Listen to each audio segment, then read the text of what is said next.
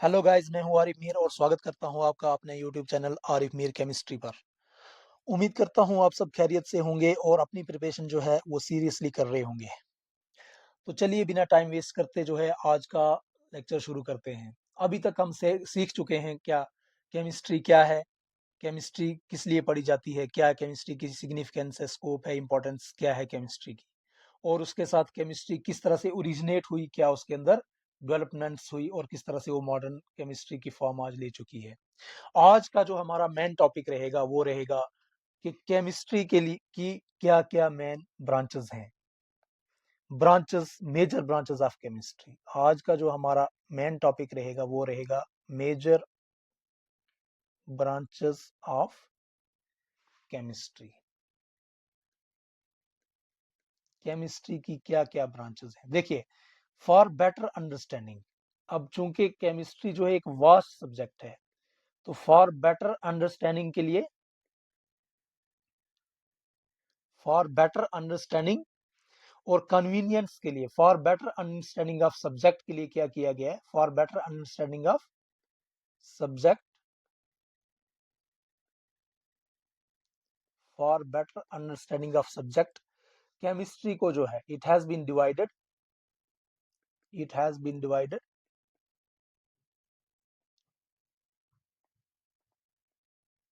into various branches. It has been divided into various branches.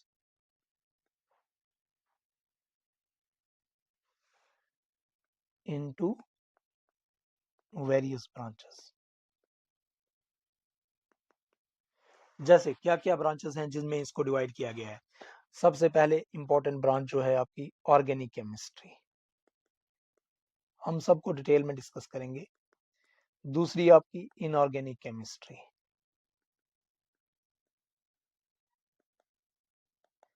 तीसरा आपका जो है फिजिकल केमिस्ट्री,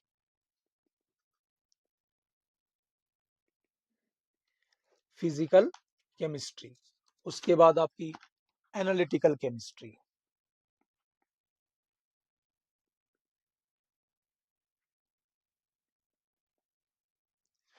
उसके बाद आपकी बायोकेमिस्ट्री। ये कुछ मेजर ब्रांचेस बता रहा हूं मैं आपको। फिर nuclear chemistry,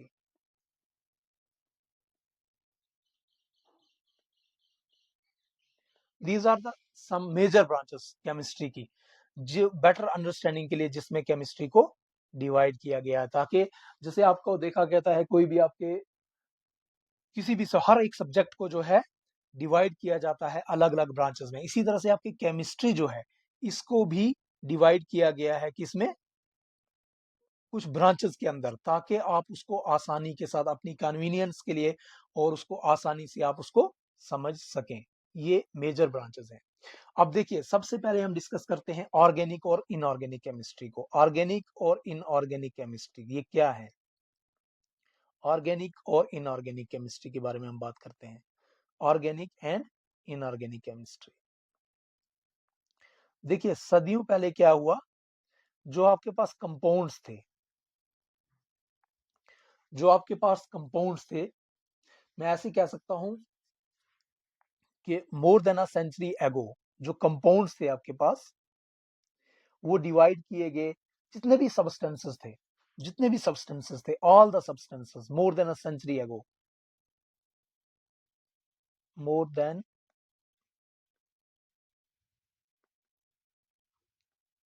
a century ago, all the substances, all the substances, जितने भी सब्सटेंसेस नोन थे उस टाइम पे, all the known substances, the all the substances then known,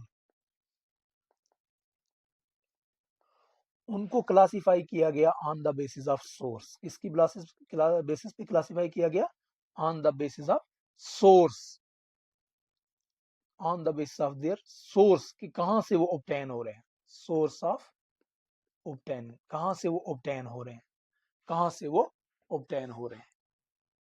ठीक है, ये बहुत सालों पहले की बात है कि कहां से आपके पास जितने भी सब्सटेंसेस थे उनको डिवाइड किया जा रहा था दो वो बेसिस पे, ऑन द बेसिस ऑफ किसकी बेसिस पे, कि कहाँ से वो सोर्स सब्सटेंस जो है कहाँ से ऑब्टेन हो रहा है। तो याद रखिए दो तरीके से सब्सटेंस या तो ऑब्टेन हो रहे थे कहाँ से, लिविंग ऑर्गेनिज्म से, या तो सब्सटेंस ऑब्टेन हो रहे थे नॉन लिविंग ऑर्गेनिज्म से। ठीक है, तो हम ऐसे कह सकते हैं कि कुछ ऐसे सब्सटेंसेस या कुछ कंपाउंड्स, ऐसे सब्सटेंसेस या कंपाउंड्स जो मिल रहे थे लिविंग ऑर्गेनिज्म से,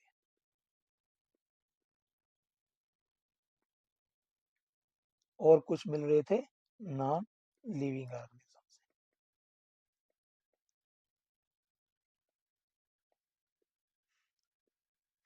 ये आपको मैं कुछ सदियों पहले की बात बता रहा हूँ कि जितने भी सब्सटेंसेस उस टाइम पे नाउन थे, जो भी कंपाउंड्स, जो भी सब्सटेंसेस नोन थे, उनको कैटेगराइज किया गया on the basis of their source of origin, their source of, कहां से वो मिल रहे हैं, वो सब्सटेंस कहां से मिल रहे हैं, क्या वो लिविंग ऑर्गेनिज्म से मिल रहा है या नॉन लिविंग ऑर्गेनिज्म से मिल रहा है। ठीक है, चाहे वो लिविंग ऑर्गेनिज्म से डायरेक्टली मिल रहा है या इनडायरेक्टली मिल रहा है। तो जो भी कंपाउंड जो है डायरेक्टली या इनडायरेक्टली लिविंग ऑर्गेनिज्म से मिल रहा था, उनको ऑर्गेनिक कंपाउंड नाम दिया गया। उनको कहा गया कि वो कंपाउंड कैसे हैं, ऑर्गेनिक कंपाउंड्स हैं भाई, ऑर्गेनिक कंपाउंड्स हैं। ठीक है, और ऑर्गेनिक कंपाउंड, ऑर्गेनिक का मतलब ही है, word organic pertains to life, word organic means life या pertaining to life, pertaining to life. Word organic का जो अपना मतलब है, वर्ड ऑर्गेनिक का, वर्ड ऑर्गेनिक का जब मतलब समझोगे तो वर्ड ऑर्गेनिक का मतलब ही होता है लाइफ या परटेनिंग टू लाइफ। तो लिविंग ऐसे मतलब सदियों पहले की बात है कि जितने भी सब्सटेंसेस आपके पास थे, उनको डिवाइड किया गया ऑन द बेसिस ऑफ कि from where they are derived, वो कहां से ऑब्टेन हो रहे हैं, from the source of their origin, कि वो कहां से, फ्रॉम द सोर्स कहां से वो ऑब्टेन हो रहे हैं हमें। तो जो कंपाउंड्स लिविंग ऑर्गेनिज्म से ऑब्टेन हो रहे थे, उनको नाम दिया गया ऑर्गेनिक कंपाउंड्स, और जो कंपाउंड नॉन लिविंग ऑर्गेनिज्म से ऑब्टेन हो रहे थे, उनको नाम दिया गया इनऑर्गेनिक। नाम से ही पता चल रहा है इनऑर्गेनिक, यानी उनमें लाइफ नहीं है। इनऑर्गेनिक कंपाउंड जो कहां से ऑब्टेन हो रहे हैं, मतलब नॉन लिविंग ऑर्गेनिज्म से। यानी नॉन लिविंग ऑर्गेनिज्म से कहां से ऑब्टेन होंगे, मीन रॉक्स एंड मिनरल्स से ऑब्टेन होंगे, रॉक्स से, मिनरल्स से ऑब्टेन होंगे। उनको नाम क्या दिया जाए, क्या नाम दिया गया उनको, इनऑर्गेनिक कंपाउंड्स। तो आप समझ गए पहली बात कि सदियों पहले जितने भी सब्सटेंसेस हमारे पास नॉन सब्सटेंसेस थे, उनको कैटेगराइज किया गया दो कैटेगरीज में, पहला ऑर्गेनिक, दूसरा इनऑर्गेनिक। ऑर्गेनिक कंपाउंड्स वो कंपाउंड्स थे जो आपको ऑब्टेन हो रहे थे लिविंग ऑर्गेनिज्म से, और इनऑर्गेनिक कंपाउंड्स वो थे जो ऑब्टेन हो रहे थे नॉन लिविंग ऑर्गेनिज्म से, यानी सिंपली हम कहें रॉक्स एंड मिनरल से जो ऑब्टेन हो रहे थे। ठीक है, अब याद रखिए, तो जो ऑर्गेनिक कंपाउंड्स थे, जो भी ब्रांच ऑर्गेनिक कंपाउंड्स को जो स्टडी कर रही थी, उसी ब्रांच को नाम दिया गया ऑर्गेनिक केमिस्ट्री। उस टाइम में उस ब्रांच को नाम दिया गया ऑर्गेनिक केमिस्ट्री, उस ब्रांच को नाम दिया गया ऑर्गेनिक केमिस्ट्री। और इस ब्रांच को नाम दिया गया, जो इन कंपाउंड्स को स्टडी कर रही थी, इस ब्रांच को नाम दिया गया इनऑर्गेनिक केमिस्ट्री। और कुछ नहीं है, ऑर्गेनिक और इनऑर्गेनिक, सिंपल। जहां पे ऑर्गेनिक, इनऑर्गेनिक केमिस्ट्री। लेकिन लेटर ऑन हुआ क्या, ये तो पता चला। हाँ, एक बात और बता दूं आपको, 1828 तक यही माना जा रहा था, 1828 तक यही माना जा रहा था कि ऑर्गेनिक कंपाउंड जो हैं वो सिर्फ लिविंग ऑर्गेनिज्म से ही बनते हैं, मिलते हैं। ऑर्गेनिक कंपाउंड्स जो हैं सिर्फ और सिर्फ लिविंग ऑर्गेनिज्म से ही बनते हैं, और लिविंग ऑर्गेनिज्म में ही बनते हैं।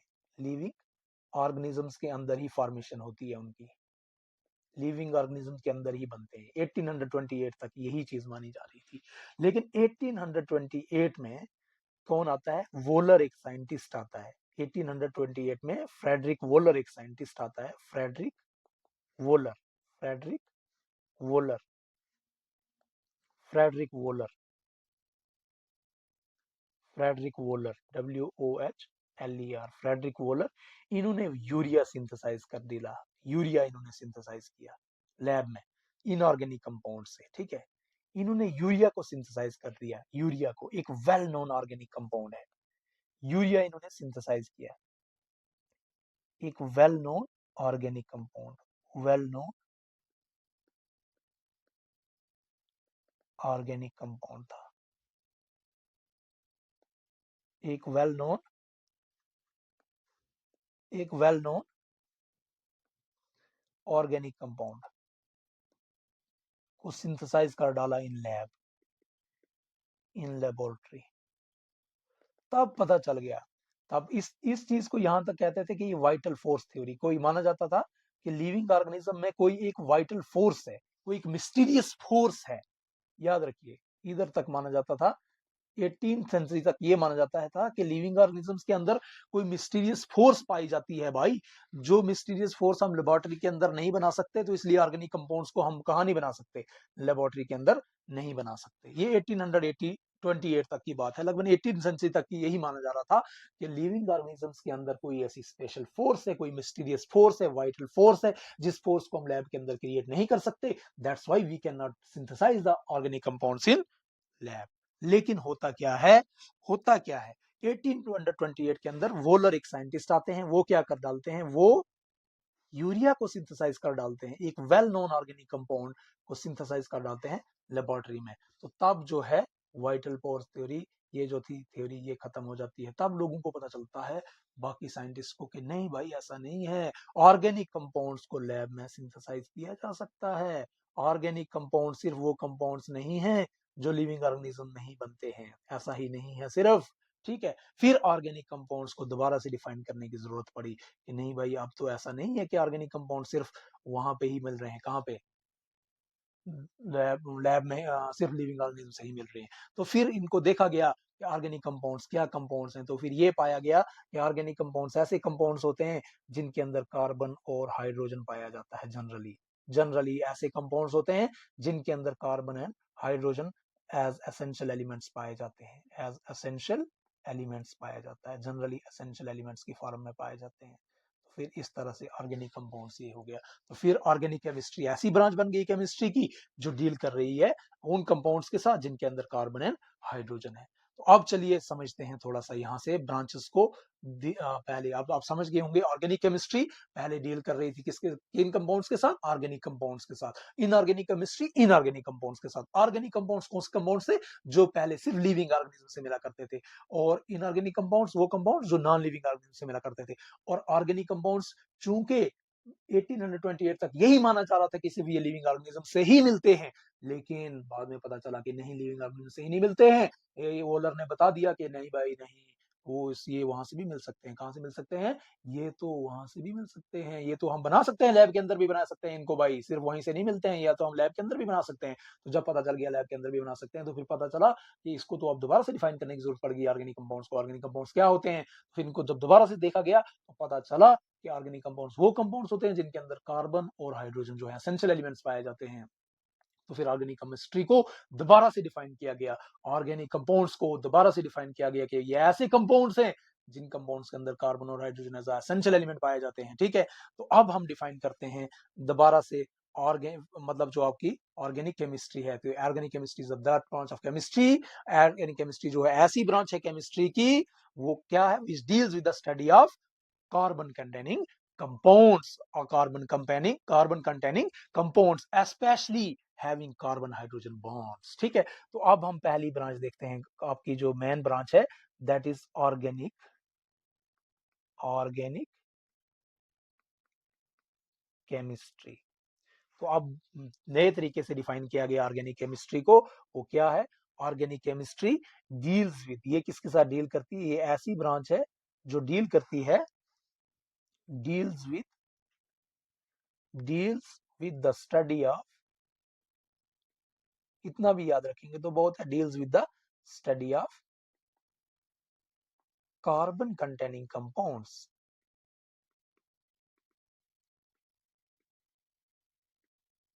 Carbon containing compounds specially especially carbon hydrogen bonds, especially having carbon hydrogen bonds, ठीक है, ऑर्गेनिक कंपाउंड्स। अब चूंकि बहुत सारे जो आपके पास कंपाउंड्स हैं, अब कार्बन के बहुत सारे कंपाउंड्स हैं, कार्बन बहुत सारे कंपाउंड्स बनाता है। कार्बन के अंदर आपने पढ़ा होगा, कार्बन की 10th क्लास के अंदर भी आपने पढ़ा होगा कि कार्बन की एक वर्सटाइल नेचर है, कार्बन की एक यूनिक नेचर है, कार्बन 4 बॉन्ड्स बनाता है, इसलिए इसके जो है कैटिनेशन शो करता है, इसलिए बहुत सारे कंपाउंड्स कार्बन बनाता है, ठीक है। तो एक सेपरेट ब्रांच डेवलप हो गई, कार्बन जो है ना, इसलिए कार्बन जो है बहुत सारे बॉन्ड्स बनाता है, तो बहुत सारे कंपाउंड्स बनाता है, बहुत सारे कंपाउंड्स बनाता है, तो इसलिए अलग ब्रांच बनाने की जरूरत पड़ गई। चूंकि कार्बन जो है ना, carbon forms large number of compounds, large number of compounds, भाई इसीलिए अलग ब्रांच बनाने की जरूरत पड़ गई ऑर्गेनिक केमिस्ट्री। जैसे आपको पता है हाइड्रोकार्बन्स होंगे, आपने पढ़ा होगा 10th में भी, शॉर्ट शॉर्ट में पढ़ा होगा, अभी पूरी डिटेल में पढ़ोगे उनको। हाइड्रोकार्बन्स, अल्कोहल्स, इनकी पूरी डिटेल पढ़ोगे आप। अल्कोहल्स, एसिड्स पढ़े होंगे आपने, कार्बोक्सिलिक एसिड्स वगैरह, पॉलीमर्स, ये थोड़े थोड़े शॉर्ट शॉर्ट में पढ़ा होगा आपने, पॉलीमर्स, ड्रग्स एटसेट्रा। अब ऑर्गेनिक केमिस्ट्री जो है ये कहाँ रोल प्ले करती है? ऑर्गेनिक केमिस्ट्री का सबसे ज्यादा रोल कहाँ है? ऑर्गेनिक केमिस्ट्री की बात करें, organic chemistry plays important role. Organic chemistry का जो इंपॉर्टेंट रोल है वो कहाँ पे आता है? Important role in organic chemistry जो है सबसे ज्यादा इंपॉर्टेंट रोल उसका कहाँ पे आता है? वो आता है मेडिसिन में। ऑर्गेनिक केमिस्ट्री का सबसे इंपॉर्टेंट रोल आता है मेडिसिन में, ठीक है। दूसरा आपका जो है प्लास्टिक्स में, पॉलीमर्स में ऑर्गेनिक केमिस्ट्री का बहुत रोल है। फार्मास्यूटिकल इंडस्ट्री में, फार्मास्यूटिकल इंडस्ट्री में, उसके बाद पेट्रोलियम इंडस्ट्री में, इन इंडस्ट्रीज में, इन जगहों पे जो ऑर्गेनिक केमिस्ट्री की जो है बहुत ज्यादा एप्लीकेशन है। तो ये आपने देखा ऑर्गेनिक केमिस्ट्री है। ऑर्गेनिक केमिस्ट्री कौन सी ब्रांच है? ये ऐसी ब्रांच है केमिस्ट्री की जो डील करती है किसके साथ? With the study of carbon containing compounds. किसके साथ? With the study of carbon containing compounds. Carbon containing compounds, खासकर कौन से कार्बन कंटेनिंग कंपाउंड? जिनके अंदर कार्बन हाइड्रोजन बॉन्ड्स हुआ करेगा, जिनके अंदर क्या हुआ करेगा? कार्बन हाइड्रोजन कंपाउंड, जैसे हाइड्रोकार्बन, अल्कोहल, एसिड, पॉलीमर्स, ये जो है आपके सारे के सारे इसके अंदर होंगे, ठीक है।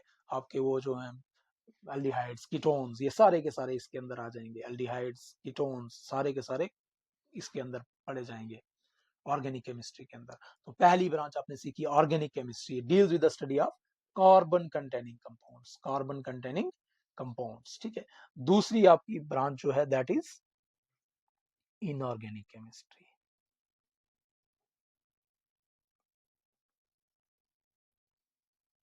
Inorganic chemistry, inorganic chemistry deal करेगी किसके साथ? It deals with all elements, ये डील करेगी विद ऑल, सिंपली आप बोलोगे it deals with, it deals with all elements other than carbon compounds, भाई, other than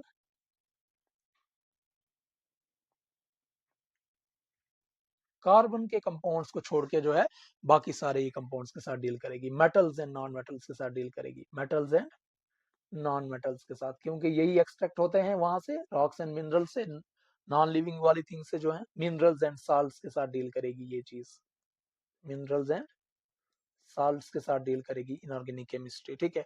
कोऑर्डिनेशन कंपाउंड्स आपके जो हैं वो वो सारे इनऑर्गेनिक केमिस्ट्री के अंदर, ये इनऑर्गेनिक केमिस्ट्री जो है ये ऐसी ब्रांच है जो इन चीजों के साथ ऑर्गेनिक कंपाउंड के, इनऑर्गेनिक कंपाउंड्स के साथ डील करेगी।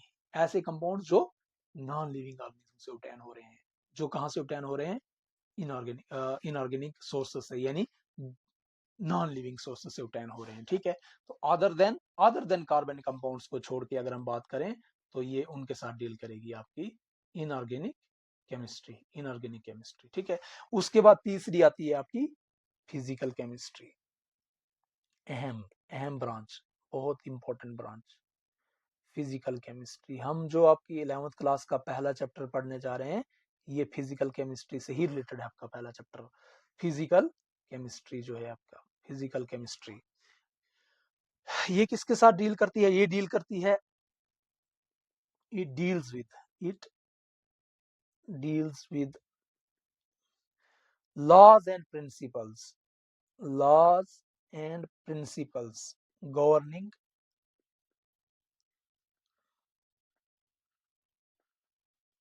chemical reactions। जिन लॉज और प्रिंसिपल के मुताबिक केमिकल रिएक्शंस हुआ करती हैं, किन लॉज के मुताबिक, किन प्रिंसिपल्स के मुताबिक केमिकल रिएक्शन होती है, कोई केमिकल रिएक्शन होती है, ये उनके चीज, ये उस फिजिकल केमिस्ट्री उस चीज के साथ डील करती है। दूसरा दूसरा और अहम, यही फिजिकल केमिस्ट्री ही एक्सप्लेन करती है। इंपॉर्टेंट बात याद रखिएगा, फिजिकल केमिस्ट्री एक्सप्लेन करती है। ऑर्गेनिक केमिस्ट्री को कोई लेना देना नहीं है इन चीजों से, जो ये मैं लिखने जा रहा हूँ। इंपॉर्टेंट बात, फिजिकल केमिस्ट्री डील करती है इस चीज के साथ, और फिजिकल केमिस्ट्री का ही अहम रोल है इस चीज में। इट एक्सप्लेन्स, याद रखिए, सिंपल भाषा में मैं बताऊं आपको, it explains why and how, it explains why and how chemical reaction occurs.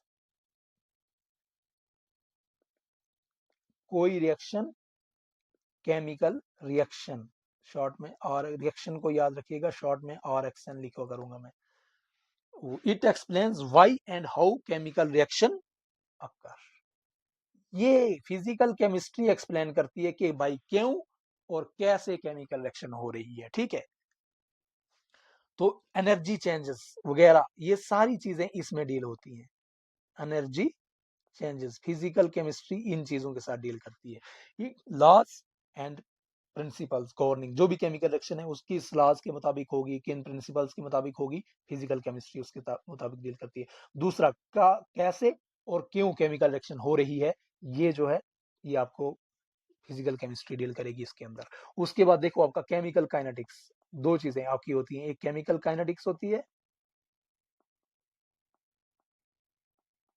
ये भी फिजिकल केमिस्ट्री के अंदर होती है। दूसरी होती है आपकी थर्मोडायनेमिक्स, थर्मोडायनेमिक्स। फिजिकल थर्मोडायनेमिक्स आपकी जो है ना, ये बताती है रिएक्शन होगी या नहीं, किसी कंडीशन में, किसी भी कंडीशन में रिएक्शन होगी या नहीं होगी, ठीक है, ये काम है इसका बताना। लेकिन केमिकल काइनेटिक्स का काम ये नहीं है बताना रिएक्शन होगी या नहीं। अगर ये बताएगी रिएक्शन, थर्मोडायनेमिक्स का काम है बताना कंडीशंस में, इन कंडीशंस में रिएक्शन होगी या नहीं होगी, ये भी फिजिकल केमिस्ट्री में ही आ रहा है, ठीक है। व्हाई एंड हाउ, ठीक, कोई भी रिएक्शन होगी या नहीं होगी ये इसके अंदर है। Chemical kinetics reaction, chemical kinetics का काम है बताना कि रिएक्शन होगी तो स्लो होगी, फास्ट होगी, कैसी होगी, ठीक है। ये केमिकल काइनेटिक्स का काम है बताना, ठीक है। इस तरह से आपने ये देखा कि फिजिकल केमिस्ट्री का काम क्या है, कि वो दिखाएगी, फिजिकल केमिस्ट्री की ब्रांच जो है वो ये बताएगी कि भाई आप जो रिएक्शन है वो क्यों हो रही है और कैसे हो रही है, ठीक है। किन कंडीशंस में रिएक्शन होगी, नहीं होगी, रिएक्शन स्लो होगी, रिएक्शन फास्ट होगी, कब रिएक्शन होगी, कब रिएक्शन नहीं होगी, किन कंडीशंस में रिएक्शन होगी, किन कंडीशंस में रिएक्शन नहीं होगी, ये सारी की सारी चीजें बताना जो है ये किसका काम है, फिजिकल केमिस्ट्री का। इसके लिए ब्रांच एक अलग से है, फिजिकल केमिस्ट्री, इसके लिए ब्रांच डेवलप की गई है physical chemistry, that is physical chemistry, आपको याद रखना होगा। तो तीसरी ब्रांच आपकी पता चल गई आपको, that is physical chemistry. Next branch आपकी जो मैंने आपको बताई, न्यूक्लियर, ये sorry, analytical chemistry.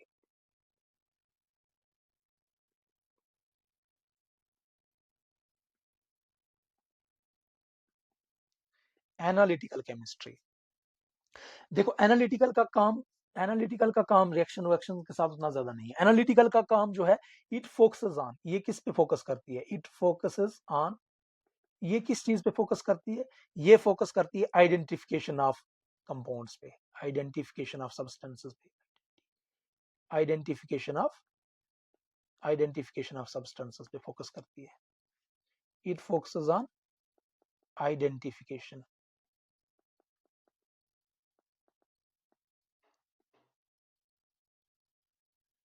Identification of substances, ठीक। डिटर्मिनेशन ऑफ कंपोजिशन, क्या कंपोजिशन है किसी भी कंपाउंड की। कोई कंपाउंड है आपके पास, मान लो वाटर ही है भाई, किस किस चीज से मिलके बना हुआ है, ठीक है। डिटर्मिनेशन ऑफ कंपोजिशन, ये फिजिकल केमिस्ट्री का काम, ये सॉरी एनालिटिकल केमिस्ट्री, एनालाइज करना, एनालिटिक एनालाइज करता है कि आइडेंटिफिकेशन, आइडेंटिफिकेशन करना काम है भाई। सिंपली याद रखो, किसी भी कंपाउंड के अंदर क्या क्या एलिमेंट्स पड़े हुए हैं, किन किन एलिमेंट्स से वो कंपाउंड मिलके बना है, कोई मिक्सचर है तो उसके अंदर क्या चीज पड़ी हुई है, उनको आइडेंटिफाई करना, उसको उसकी कंपोजिशन को चेक करना, ये जो है एनालिटिकल का काम है। इसी के अंदर क्वालिटेटिव एंड क्वांटिटेटिव एनालिसिस जो है, क्वालिटेटिव एंड क्वांटिटेटिव एनालिसिस, दोनों किस्म के एनालिसिस ये करती है, क्वालिटेटिव भी और क्वांटिटेटिव एनालिसिस भी इसी के अंदर की जाती है, ठीक है।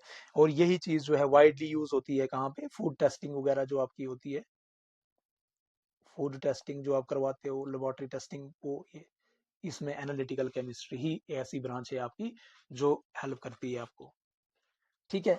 उसके बाद आपकी लास्ट ब्रांच है, दैट इज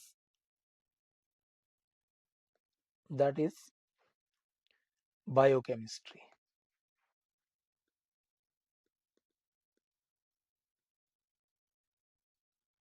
बायोकेमिस्ट्री किस चीज पे डील, किस किस चीज के साथ डील करती है, it deals with,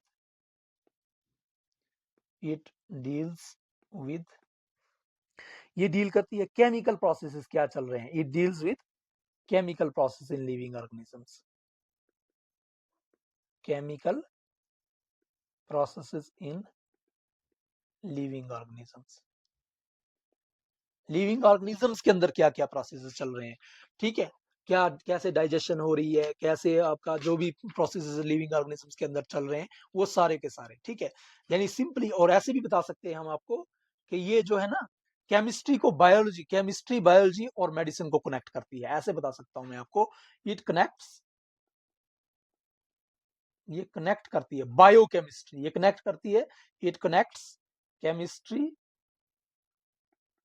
with biology and medicine, ये कनेक्ट करती है बायोलॉजी को और मेडिसिन के साथ, किसको, केमिस्ट्री को, ठीक है। हमारे लिविंग ऑर्गेनिज्म के अंदर कैसे डाइजेशन हो रही है, कोई एंजाइम कैसे काम कर रहा है, ठीक है, हमारे बॉडी के अंदर किस तरह से एंजाइम्स काम कर रहे हैं, ठीक है, डाइजेशन कैसे हो रही है, ये सारे प्रोसेसेस जो हैं, केमिस्ट्री इन सारी चीजों के साथ, ये बायोकेमिस्ट्री इनके साथ डील करती है, ठीक है। प्रोटीन्स हमारे जो है बॉडी के अंदर, कौन सा प्रोटीन क्या काम करता है, किस तरह से प्रोटीन फॉर्मेशन हो रही है, कार्बोहाइड्रेट्स के बारे में, कार्बोहाइड्रेट्स इनको स्टडी करती है। उसके बाद आपके डीएनए, आरएनए, इन सारी चीजों को जो है बायोकेमिस्ट्री इनको स्टडी करती है। बायोमॉलिक्यूल्स को सिंपली बताऊं तो, बायोमॉलिक्यूल्स को स्टडी आपकी कौन करता है, बायोकेमिस्ट्री के अंदर स्टडी किया जाता है, ठीक है। This is chemistry. तो इस तरह से आपका जो है केमिस्ट्री धीरे धीरे धीरे डेवलप हुई। पहले तो इसको केमिस्ट्री कहा ही नहीं जाता था, पहले इसको अल्केमी कहा जाता था, लेकिन धीरे धीरे ये डेवलप होते हुए काफी दूर से आज जो है इतनी ब्रांचेस में आके डेवलप होगी। और भी इसकी बहुत सारी ब्रांचेस हैं, न्यूक्लियर केमिस्ट्री, इस तरह से आपकी स्पेक्ट्रोस्कोपी, ये सारी उसमें ही आ जाती है, लेकिन और अब एनालिटिकल में ही स्पेक्ट्रो जो है।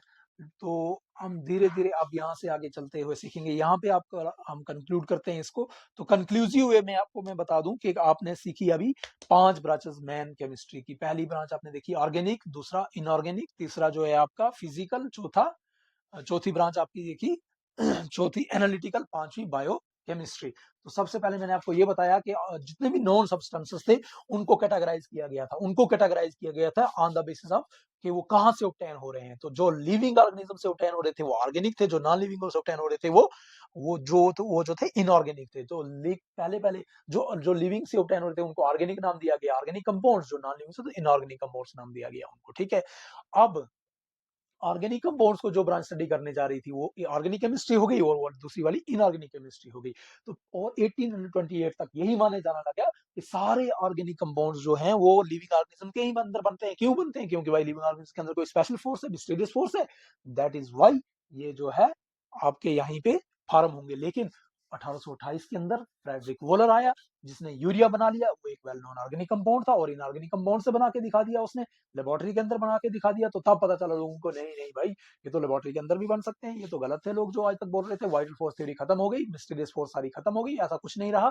फिर क्या हुआ, फिर उसके बाद ऑर्गेनिक केमिस्ट्री को दोबारा से डिफाइन किया गया। ऑर्गेनिक केमिस्ट्री को डिफाइन जब दोबारा से किया गया, ऑर्गेनिक कंपाउंड्स को दोबारा से देखा गया, उनको ये बताया गया कि भाई ऑर्गेनिक कंपाउंड्स सिर्फ वो कंपाउंड्स नहीं होते हैं जो लिविंग ऑर्गेनिज्म से obtain होते हैं, बल्कि ऐसे कंपाउंड्स भी होते हैं जो कहाँ से, कार्बन, ऐसे कंपाउंड्स होते हैं। फिर ऐसा डिफाइन किया गया कि ऐसे कंपाउंड से ऑर्गेनिक कंपाउंड जिनके अंदर कार्बन और हाइड्रोजन पाया जाता है एज एसेंशियल एलिमेंट। तो फिर उन्हीं की स्टडी जो है वो ऑर्गेनिक केमिस्ट्री बन गई। ठीक है, इनऑर्गेनिक केमिस्ट्री वो केमिस्ट्री बन गई जो उनके अलावा जो कंपाउंड्स को स्टडी कर रही है, मेटल एटम्स को।